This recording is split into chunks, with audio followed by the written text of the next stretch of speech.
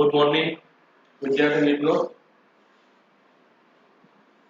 आज हम पढ़ने वाले हैं सिस्टम सॉफ्टवेयर।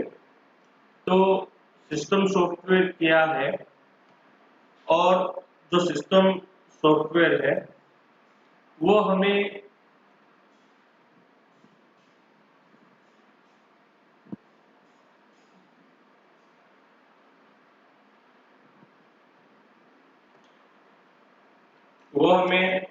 किस प्रकार से रिक्वायरमेंट है वो देखेंगे। लेकिन हम जब 9वीं कक्षा के अंदर पढ़ाई करते थे तो वहां पे हमें चैप्टर नंबर 1 और 2 के अंदर ये चीज आई है कि सॉफ्टवेयर क्या है, हार्डवेयर क्या है। तो वहां पे कुछ ऐसा डेफिनेशन आता था हार्डवेयर का कि जिसको हम लोग देख सकते हैं, जिसको हम लोग टच कर सकते हैं, जिसको हम लोग फील कर सकते हैं, उसको हम हार्डवेयर कहते हैं। और जिसको हम लोग टच नहीं कर सकते लेकिन उसको देख सकते हैं, उसको फील कर सकते हैं, उसको हम सॉफ्टवेयर कहते हैं। तो आज हम वही देखेंगे कि सॉफ्टवेयर क्या है। तो software is a set of computer programs which are designed and developed to perform specific tasks desired by the user or by the computer itself। कि सॉफ्टवेयर क्या है? तो सॉफ्टवेयर जो है वो एक कंप्यूटर के प्रोग्रामों का सेट है कि जो डिजाइन और डेवलप के लिए उसको हम यूज करते हैं बाय यूजर और कंप्यूटर, उसको हम कहते हैं सॉफ्टवेयर। तो बेसिकली सॉफ्टवेयर के दो टाइप्स होते हैं, एक होता है सिस्टम सॉफ्टवेयर और दूसरा होता है एप्लीकेशन सॉफ्टवेयर। सिस्टम सॉफ्टवेयर के अंदर और 3 होते हैं, system control programs, system support programs और सिस्टम डेवलपमेंट प्रोग्राम। और एप्लीकेशन सॉफ्टवेयर के अंदर जनरल पर्पस और स्पेशल पर्पस।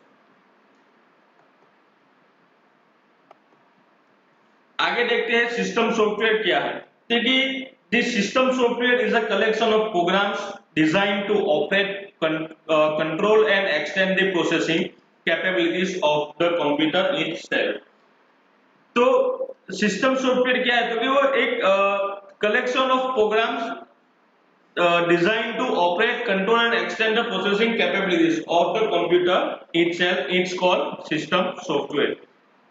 कि हमारे जो कंप्यूटर का जो भी प्रोग्राम है उसके कलेक्शन को कि जो जिसे हम ऑपरेट कर सके, कंट्रोल कर सके और एक्सटेंड उसका प्रोसेसिंग कैपेबिलिटीज को एक्सटेंड कर सके, उसको हम बोलेंगे system software. These are generally prepared by computer manufacturers। ये हम सबको पता है कि जो सिस्टम सॉफ्टवेयर है वो हमें कंप्यूटर का जो मैन्युफैक्चरर है वो हमें ये चीज देता है। जैसे कि सिस्टम सॉफ्टवेयर की बात करें तो सीपीयू, जिसको हम बोलते हैं सेंट्रल प्रोसेसिंग यूनिट। तो ये जो सीपीयू है वो सीपीयू जो है वो हमारा है सिस्टम सॉफ्टवेयर, कि जिसके थ्रू हम कंप्यूटर को ऑपरेट कर सकते हैं, कंप्यूटर को प्रोग्राम को कंट्रोल कर सकते हैं और उसका जो मेमोरी है, उसका जो प्रोसेसिंग है, हम उसकी कैपेबिलिटीज को एक्सटेंड भी कर सकते हैं। तो सीपीयू को हम सिस्टम सॉफ्टवेयर कहते हैं। This software perform a variety of functions like file editing, storage management, resource accounting, input output management etcetera. तो कि हमारा जो सिस्टम सॉफ्टवेयर है वो बेसिकली कुछ ना कुछ फंक्शंस को वो परफॉर्म करता है। वो कौन से फंक्शंस है? जैसे कि फाइल एडिटिंग, फाइल बना भी सकते हैं, फाइल को एडिट भी कर सकते हैं। स्टोरेज मैनेजमेंट, हमारा जो डेटा कंप्यूटर के अंदर स्टोर होता है उसका भी वो मैनेजमेंट करता है। रिसोर्स अकाउंटिंग, मतलब कि हमारे जो भी रिसोर्स उसके साथ कनेक्टिंग है उसका। और इनपुट आउटपुट मैनेजमेंट, जैसे कि हमारे पास कोई इनपुट या आउटपुट का जो मैनेजमेंट सॉफ्टवेयर है उसको भी वो क्या करता है, मैनेज करता है। तो आगे देखते हैं कि अभी आगे और क्या है। तो आगे है रोल ऑफ सिस्टम सॉफ्टवेयर, की जो सिस्टम सॉफ्टवेयर होता है उसका रोल क्या है। तो कि एक यूजर होता है, वो सिस्टम सॉफ्टवेयर को कोई ना कोई इनपुट देता है और सिस्टम सॉफ्टवेयर वो इनपुट को हार्डवेयर के पास भेजता है। तो ये जो प्रोसेस है उसको हम कहते हैं सिस्टम सॉफ्टवेयर। तो जैसे कि आप जब भी कंप्यूटर को चालू करते हैं तो फर्स्ट ऑफ ऑल आप क्या करते हो, तो कि सीपीयू के अंदर जो पावर बटन है उसको हम ऑन करते हैं। जैसे ही उसको ऑन करते हैं तो हमारा कंप्यूटर के अंदर जो हमारा सीपीयू है वो उनके हार्डवेयर को हमारा जो हमने जो उसको इंस्ट्रक्शन दी है वो इंस्ट्रक्शन क्या करता है, उसके पास आउट करता है और थोड़ी देर के अंदर हमारा जो कंप्यूटर है वो क्या होता है, चालू हो जाता है। उसके बाद है टाइप्स ऑफ सिस्टम सॉफ्टवेयर, कि हमारा जो सिस्टम सॉफ्टवेयर है उसके टाइप्स कौन कौन से, तो है सिस्टम कंट्रोल्स।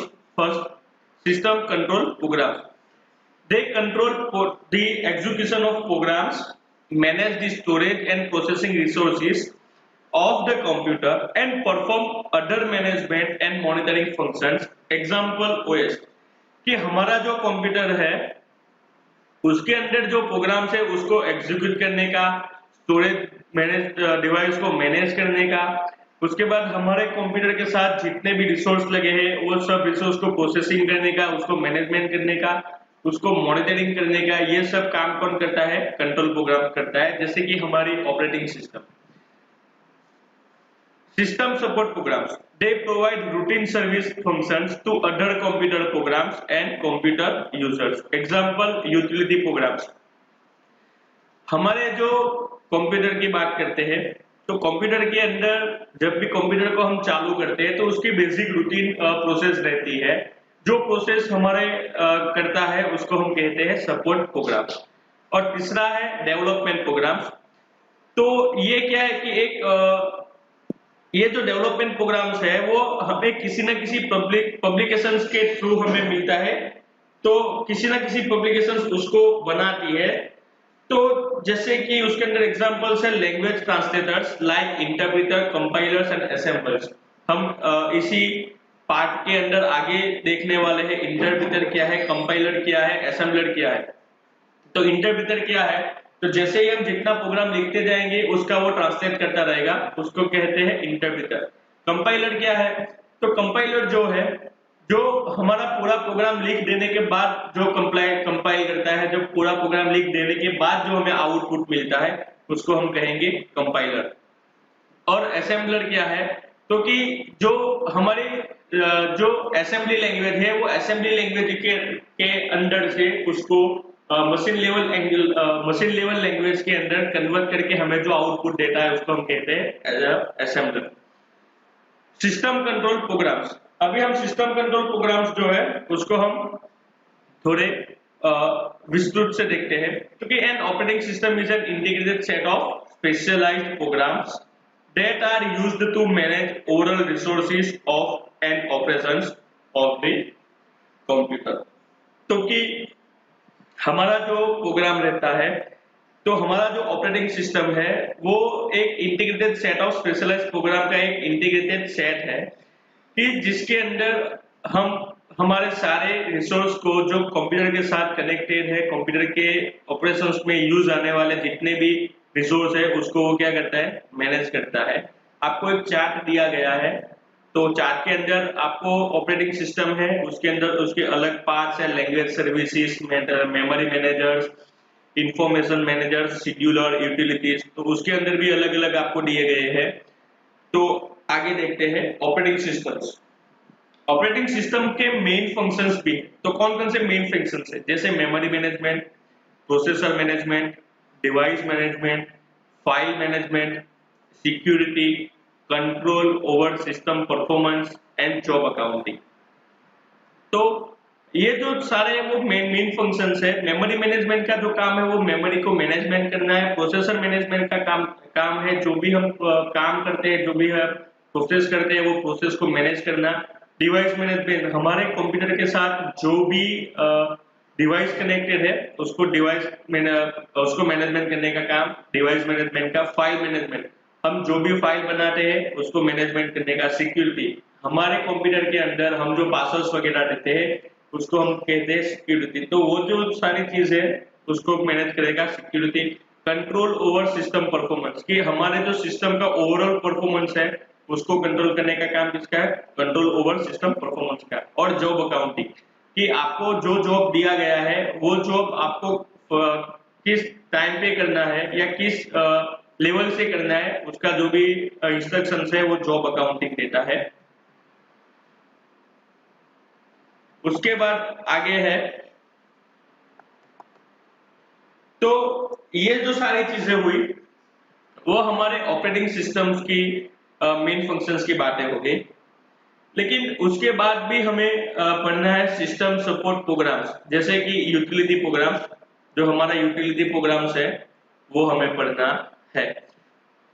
तो हमारा जो यूटिलिटी प्रोग्राम्स है, तो यूटिलिटी प्रोग्राम्स और service programs are provided by the computer manufacturers to perform task that are common to all data processing installations. कि सिस्टम प्रोग्राम सपोर्ट प्रोग्राम्स क्या है, तो कि हमें जो कंप्यूटर मैन्युफैक्चर के द्वारा जो भी यूटिलिटी प्रोग्राम्स और सर्विस प्रोग्राम मिलते हैं, जो जिसका काम है हमारे कंप्यूटर के अंदर जितने भी प्रोसेसिंग डेटा प्रोसेसिंग के जो भी इंस्टॉलेशंस है, वो उसका एक कॉमन टास्क रहता है। तो वो पूरा जो टास्क करने का जो काम रहता है वो हमारे यूटिलिटी प्रोग्राम्स का रहता है। जैसे कि कंप्यूटर्स में से डेटा को सॉर्टिंग करना, हमें जो भी आउटपुट को हम जो भी एडिट करें उसका आउटपुट दिखाना, हमारे डिस्क के अंदर या हमारे हार्ड ड्राइव के अंदर जो भी डंपिंग डेटा है उसको मैनेज करना। उसके बाद जो हमारा हम जो ऑपरेशन करते हैं जो प्रोग्राम पे उसको ट्रैक करना, ये सारा जो काम रहता है वो सिस्टम सपोर्ट प्रोग्राम्स का रहता है। उसके बाद होता है सिस्टम डेवलपमेंट प्रोग्राम्स, और हम जिसको बोलते हैं लैंग्वेज ट्रांसलेटर। तो जो लैंग्वेज ट्रांसलेटर है उसको हम लोग लैंग्वेज प्रोसेसर भी कहते हैं। Main functions are translate high level language to low level language. मतलब कि जो हाई लेवल लैंग्वेज है उसके अंदर से लो लेवल लैंग्वेज के अंदर ट्रांसलेट करने का काम ये डेवलपमेंट प्रोग्राम का यानी कि लैंग्वेज ट्रांसलेटर का है। मेनली 3 ट्रांसलेटर्स प्रोग्राम्स है, असेंबलर, इंटरप्रेटर और कंपाइलर। आगे हम देखेंगे असेंबलर क्या है, तो कि translate a source program into corresponding object program. मतलब कि हमारा जो सोर्स प्रोग्राम है वो सोर्स प्रोग्राम को हम कोई मशीन लैंग्वेज के अंदर ट्रांसलेट करते हैं, उसको कहते हैं असेंबलर। तो ये देखिए असेंबलर कैसे वर्क करता है, तो कि ये हमारे पास एक सोर्स प्रोग्राम है, वो सोर्स प्रोग्राम हम असेंबलर को भेजते हैं। असेंबलर जो है वो उसको मशीन लैंग्वेज को प्रोग्राम के अंदर उसको ट्रांसलेट करेगा, वहां से वो उसको भेजेगा लोडर के अंदर, और लोडर जो है वो क्या करेगा, उसको मशीन लैंग्वेज प्रोग्राम जो है उसको उसकी मेमोरी के अंदर लोड करेगा। लोड करने के बाद हमें जो रिजल्ट मिलता है वो उसको हम कहेंगे assembler. Interpreter, a language translator that translate one program statement at a time into machine code। मतलब कि हम जब भी कोई प्रोग्राम को टाइपिंग करते हैं, तो जैसे ही उसको टाइपिंग करते हैं और उसके साथ में ही जिसको वो कन्वर्ट करता है हुआ जाता है, उसको हम कहते हैं interpreter. Compiler, a language translator that converts a complete programs into machine language to produce a program that the computer can process in its entirety। कि हमारा जो कंपाइलर मतलब कि हम जो पूरा प्रोग्राम लिखेंगे और वो पूरा प्रोग्राम लिखने के बाद हमें जो आउटपुट मिलता है उसको हम बोलेंगे कंपाइलर। तो आज हमने यहां तक देखा, आगे आपको एक असाइनमेंट दिया जाएगा, जो असाइनमेंट आपको थोड़ी देर के अंदर आपकी स्क्रीन के ऊपर दिखेगा। तो जैसे ही जो वो असाइनमेंट है, वो असाइनमेंट आपको आज का जो लेक्चर का खत्म होने का जो टाइम है, वो टाइम से पहले आपको ये असाइनमेंट जो है वो आपको मुझे सबमिट करना है, जिसके अंदर आपको बेसिक सवाल दिए गए हैं। जितना हमने स्टडी किया वो सब कि व्हाट इज सॉफ्टवेयर, तो सॉफ्टवेयर क्या है, हार्डवेयर क्या है, what is system software, types of system software and also draw out figure. हमने एक सिस्टम सॉफ्टवेयर की एक फिगर भी देखी है जिसको ड्रॉ आउट भी करना है। तो प्लीज मेरी एक रिक्वेस्ट है कि आप सबको ये जो है उसका एक मुझे टेक्स्ट फाइल बना के भेजना है, ना कि मुझे इमेज भेजना है। जिसने भी जो भी मुझे इमेज भेजेगा उसका मैं असाइनमेंट कंसीडर नहीं करूंगा। तो प्लीज ये इंस्ट्रक्शन मैंने आपको पहले से ही दे दी है कि आपको जो ये असाइनमेंट है वो असाइनमेंट आपको मुझे टेक्स्ट में भेजना है। तो ये असाइनमेंट आप लास्ट तक भी देख सकते हैं। तो ये असाइनमेंट आपको मुझे आज लेक्चर खत्म होने से पहले भेजना है।